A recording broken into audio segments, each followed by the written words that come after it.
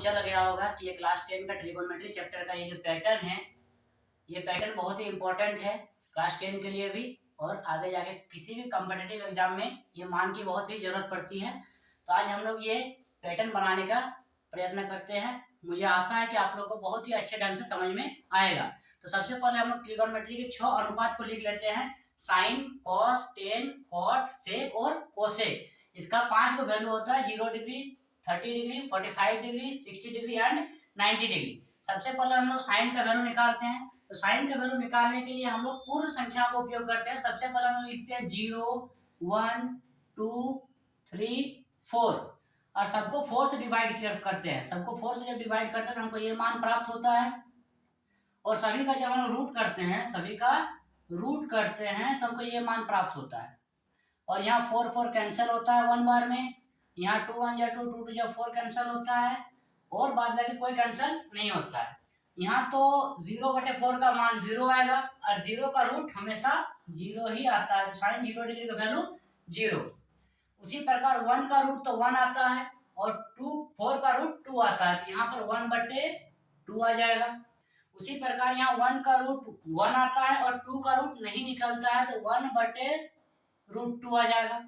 3 का रूट नहीं निकलता है तो √3 लिख देंगे, बटे 4 का रूट 2 निकलता है तो हम यहाँ 2 लिख देंगे।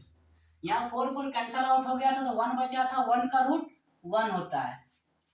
तो हमने यहाँ साइन के सभी वैल्यू का मान निकाल दिया है। जब हम लोग कॉस निकालते हैं तो कॉस का उल्टा होता है साइन, यानी कॉस 0 डिग्री होता है जो वो साइन 90 डिग्री होता है। तो साइन 90 डिग्री का वैल्यू हम कॉस 0 डिग्री में पुट करेंगे, यानी उधर का सारा मान इधर आएगा और इधर का सारा मान उधर जाएगा। तो वो जो 1 है वो 1 यहाँ आएगा। ये जो √3/2 है ये √3/2 यहाँ आएगा। ये 1/√2 यहीं उतर जाएगा। ये 1/2 यहाँ आ जाएगा और ये 0 वहां चल जाएगा। अब हम साइन और कॉस दोनों का वैल्यू निकाल चुके हैं। अब हम लोग बात आती है टेन का वैल्यू। तो टेन का वैल्यू निकालने के लिए बस कुछ नहीं करना है, इन दोनों को भाग कर देना है। जब हम लोग इन दोनों को डिवाइड करेंगे तो इसका सारा वैल्यू हमको निकल जाएगा।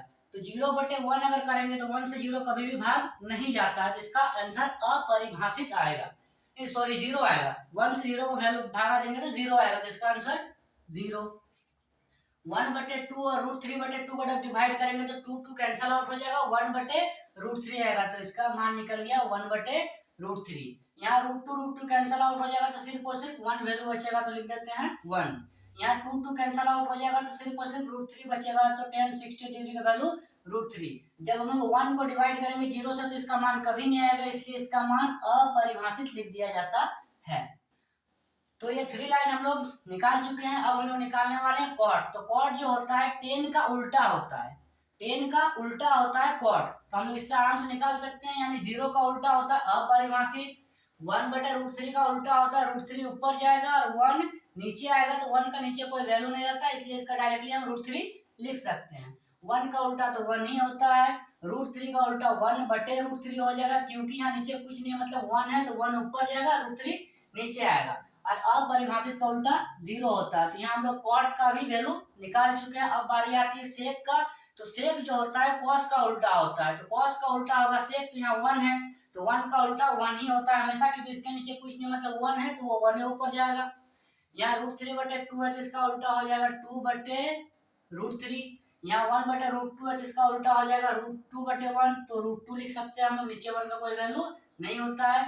1/2 है तो इसको 2 को ऊपर करेंगे तो 2 हो जाएगा और 1 नीचे का कोई वैल्यू नहीं होता है। एंड 0 का वैल्यू अपरिभाषित होता है। तो हम लोगों ने सेक का भी वैल्यू डिफाइन कर लिया है। अब बारी आती है कोसेक का। तो जैसे tan कॉट का उल्टा होता है, कॉस का उल्टा सेक होता है, उसी प्रकार साइन का उल्टा कोसेक होता है। तो साइन यहाँ पर 0 डिग्री का वैल्यू 0 है, तो कोसेक 0 डिग्री का वैल्यू अपरिभाषित आ जाएगा। ठीक है, यहाँ 1/2 है तो 2 ऊपर जाएगा, 1 नीचे आएगा, यानी 2 आ जाएगा इसका आंसर। यहाँ पर 45 डिग्री का वैल्यू 1/√2 है तो √2 ऊपर जाएगा, 1 नीचे आएगा, तो यहाँ पर भी √2 आंसर हो जाएगा। यहाँ पर √3/2 है तो 2 ऊपर है, √3 नीचे आएगा, तो 2/√3 इसका मान आ जाएगा। एंड 1 का उल्टा तो 1 होता है। तो ये हम लोग का ये पैटर्न कंप्लीट होता है। अगर आप लोगों को ये वीडियो पसंद आया हो तो वीडियो को लाइक करें और आगे के वीडियो के लिए जानने के लिए सब्सक्राइब करें।